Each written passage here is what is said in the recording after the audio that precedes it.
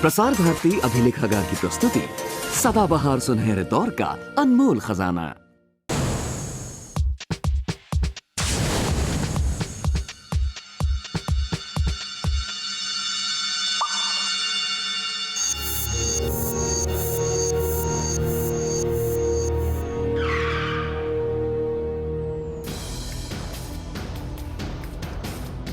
दूसरे विश्व युद्ध में अमेरिकी सैनिकों ने ऐसे दुर्गम स्थानों पर भी अपनी पकड़ मजबूत कर ली थी जहां सामान्य रास्तों से जाना बेहद खतरनाक और जोखिम भरा था।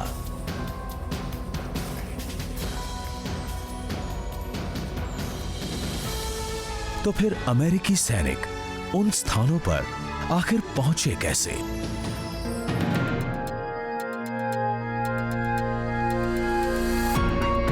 वो पहुंचे हवाई मार्गों से।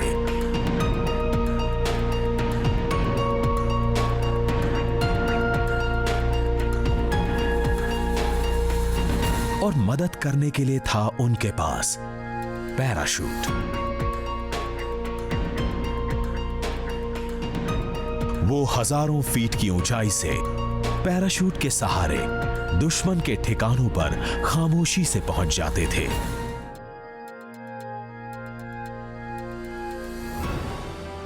लेकिन उस समय एशिया के बाजारों से आने वाले रेशम और हेम्प की आपूर्ति लगभग बंद हो चुकी थी। उस समय यही दो तरह के सूत थे जिससे पैराशूट बन सकता था। तो फिर इतनी भारी मात्रा में अमेरिका ने पैराशूट्स कैसे बनाए? जवाब है नायलॉन।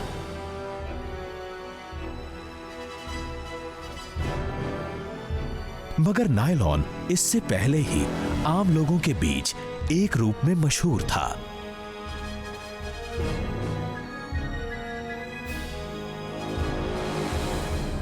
उन्नीस में अमेरिका के न्यूयॉर्क शहर में एक बड़ा ही दिलचस्प विज्ञापन लगा था। इस विज्ञापन के अनुसार अमेरिकी कंपनी ड्यूपॉन्ट ने एक ऐसे रेशे के बारे में घोषणा की जो हवा, कोयले और पानी से बना था। इसे अप्राकृतिक रेशम भी कहा गया। इस रेशे में स्टील जैसी मजबूती थी और वो किसी मकड़ी के जाले जैसा महीन और मुलायम भी था। लोगों ने इस कमाल की खोज का स्वागत किया।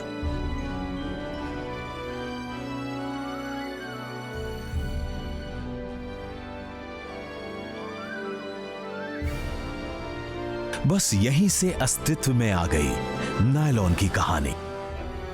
लेकिन नायलॉन तो उस बड़ी खोज का एक हिस्सा भर है जिसे हम मैक्रोमोलिक्यूल्स यानी बृहद अणु कहते हैं।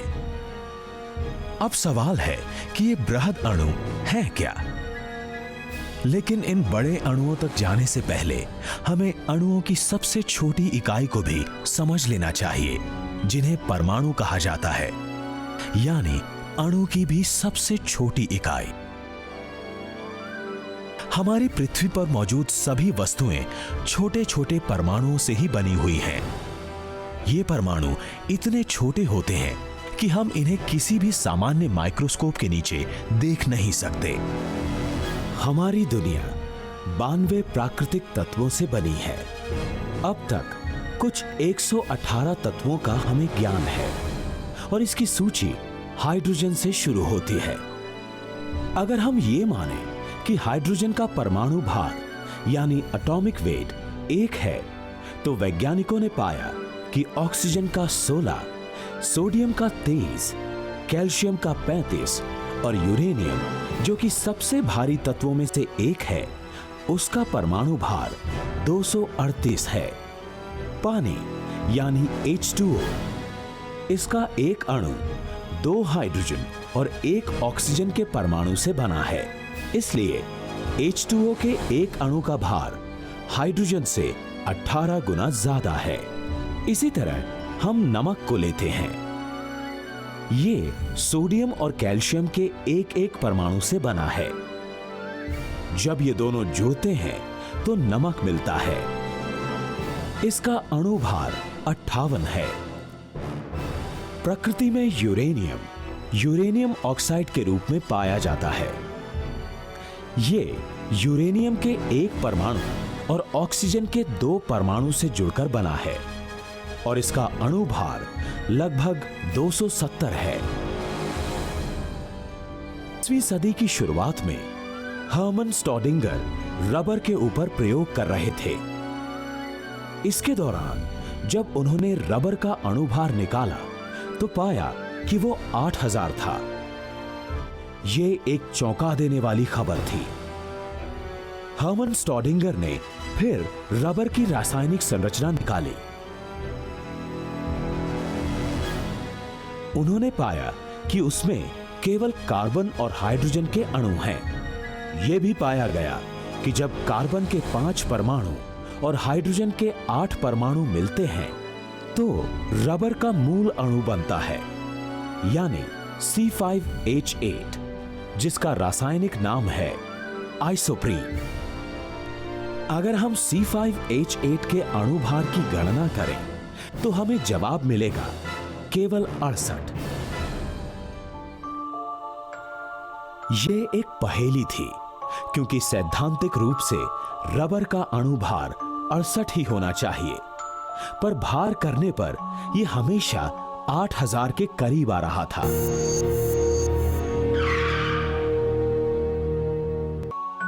विस्कोमीटर एक ऐसा उपकरण है जिससे हम तत्वों का अणुभार माप सकते हैं।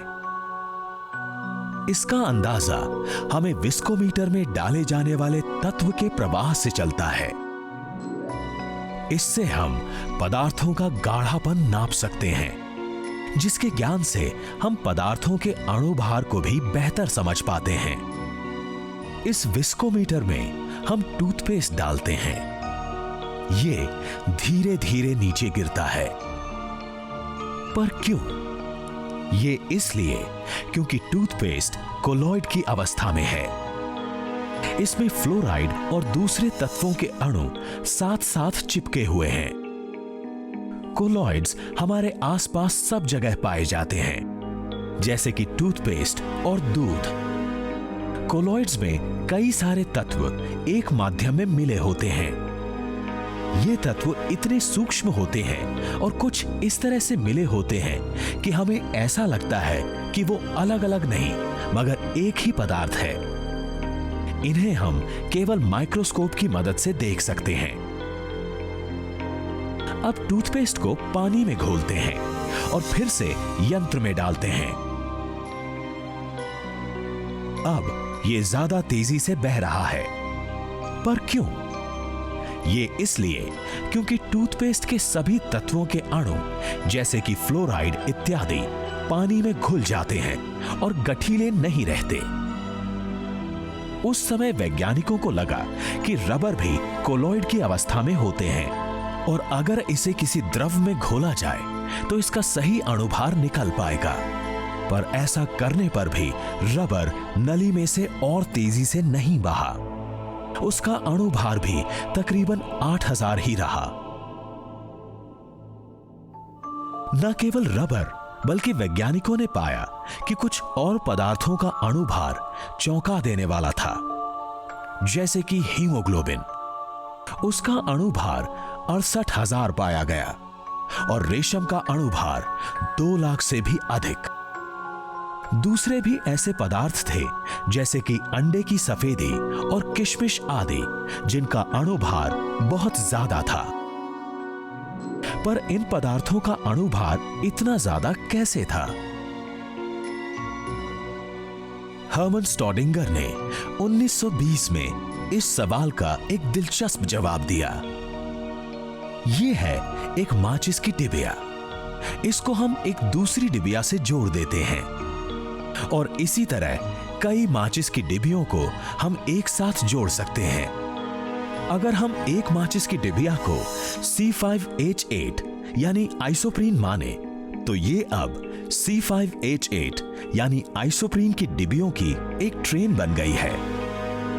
स्टॉडिंगर के अनुसार ये ही रबर का रहस्य था।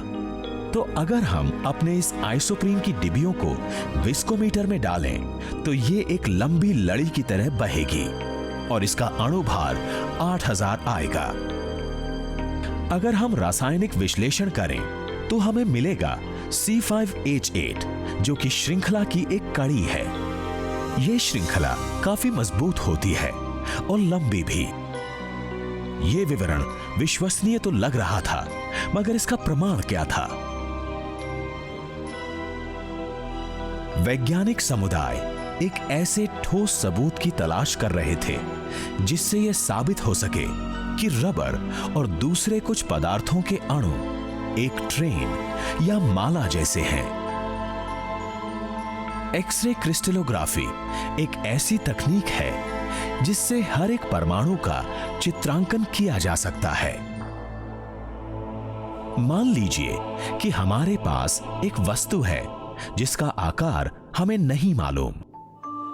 इस अनजान वस्तु पर हम चारों तरफ से इस प्रकार रोशनी डालते हैं जिससे इसकी परछाई दीवार पर पड़े। इन सभी परछाइयों को हम एक साथ आंकें तो अज्ञात वस्तु का 3D चित्र मिलता है, एक कप। एक्सरे क्रिस्टलोग्राफी में कुछ ऐसा ही होता है, मगर एक्सरे किरणों के साथ क्रिस्टल पर हर तरफ से एक्सरे किरणें डाली जाती हैं। जब ये किरणें क्रिस्टल पर बार बार टकराकर वितरित होती हैं, तो एक परमाणु के अंदर की स्थिति का चित्र बनकर तैयार हो जाता है। कंप्यूटर प्रणाली के इस्तेमाल से इन चित्रों को परिवर्तित किया जाता है और तैयार होती है अणु की रूपरेखा। हर्मन मार्क अमेरिका के महत्वपूर्ण रसायन शास्त्रियों में से एक थे। एक्सरे क्रिस्टलोग्राफी के जरिए उन्होंने रेशे के बृहद अणु का चित्रण किया। उनके चित्र से पता चला कि बृहद अणु एक दूसरे के साथ बहुत ही लंबी श्रृंखला में जुड़े हुए होते हैं।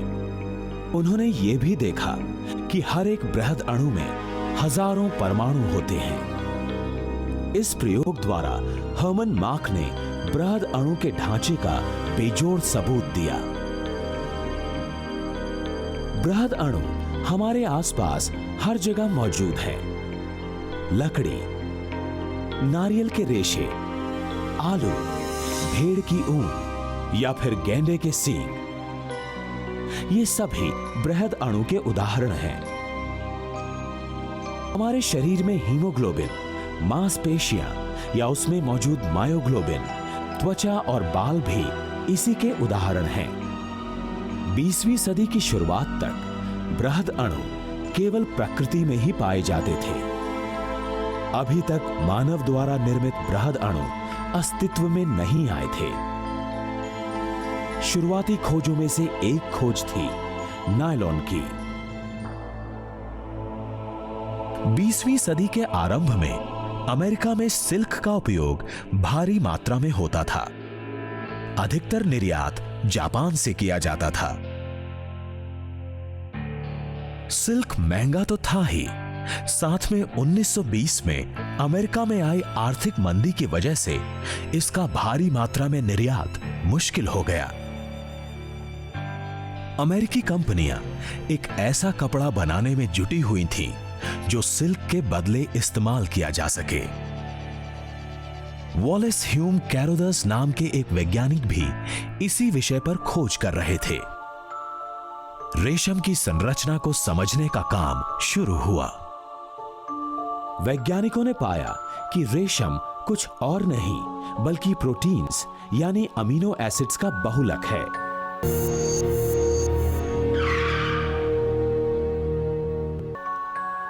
कैरोथर्स ये जानना चाहते थे कि कृत्रिम रूप से अमीनो एसिड्स को जोड़ के उसकी एक लंबी माला बनाकर क्या कृत्रिम रेशम की रचना हो सकती है। वॉलेस कैरोथर्स ने अमीन और अम्लीय तत्वों को मिलाकर कृत्रिम रेशम की रचना की, पर इस रासायनिक प्रक्रिया के दौरान पानी भी बन रहा था। यह पानी एक अड़चन था इस कृत्रिम रेशम को अलग निकालने में। उन्होंने परीक्षण में कुछ बदलाव किए। अमीनो अम्लीय के बजाय कैरोदर्स ने एमाइड का इस्तेमाल किया, जिससे उन्हें न केवल पानी से छुटकारा मिला बल्कि उन्हें कृत्रिम रेशम के लंबे रेशे भी प्राप्त हुए। कैरोदर्स को अब एमाइड श्रृंखला से बना एक ऐसा मजबूत रेशम मिला जिसकी तुलना प्राकृतिक रेशम से की जा सकती है। प्राकृतिक रेशम की तरह ही ये रेशा भी ऊष्मा और द्रव्यों को सहन कर पाता है। इस नए रेशे का नाम पड़ा नायलॉन। कई विवरणों में से एक के अनुसार नायलॉन नाम दो बड़े शहरों के नामों के मिश्रण से बना है, न्यूयॉर्क और लंदन। कैरोदर्स के साथ काम करने वाले कुछ सहायकों ने एक और परीक्षण किया।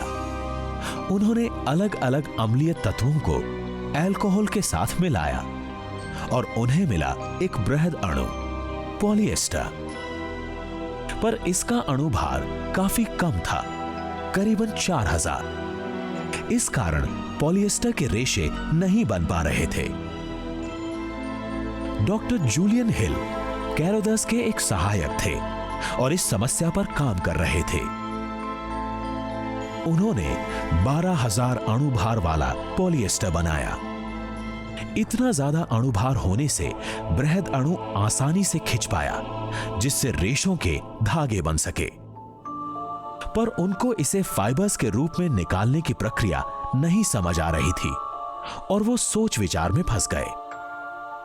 एक दिन उनके मन में न जाने क्या विचार आया और उन्होंने एक कांच की छड़ी को गर्म किया और इससे पॉलिएस्टर के धागों को ऊपर खींचने की कोशिश करने लगे। जो निकला उसे देख जूलियन हिल हक्के बक्के रह गए। हिल ने पॉलिएस्टर के धागे को बाहर निकाल के ठंडा किया। यह धागा बाल जितना पतला होने के बावजूद भी बहुत मजबूत था।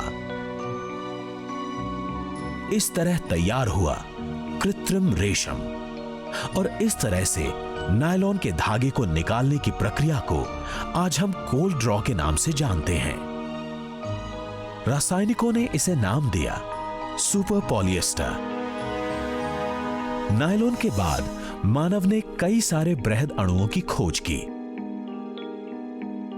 दिलचस्प बात यह है कि किसी भी बृहद अणु की संरचना में एक छोटे से बदलाव से उसके गुण बिल्कुल बदल जाते हैं। इसका उदाहरण है पॉलीइथिलीन। यह भी बृहद अणु है जिनमें CH2 की कणियां हैं। जब ये एक लंबी श्रृंखला में जुड़ते हैं तब ये HDPE यानी हाई डेंसिटी पॉलीइथिलीन कहलाते हैं। सीधा सादा HDPE ज्यादा सख्त होता है, उसमें जल्दी खरोंच नहीं आती और ना ही वो जल्दी पिघलता है। यदि बहुलक पेड़ की शाखाओं की तरह जुड़ते हैं तो वे LDPE कहलाते हैं। LDPE ज्यादा लचीला है और पारदर्शी भी, इसलिए इन दोनों से बनने वाले प्लास्टिक के उपयोग भी अलग अलग हैं। HDPE से बना प्लास्टिक पानी की पाइप और लैब की खास बोतल जैसी वस्तुएं बनाने में काम आता है। LDPE से खिलौने, गाड़ी के कवर्स और बर्तन बनते हैं।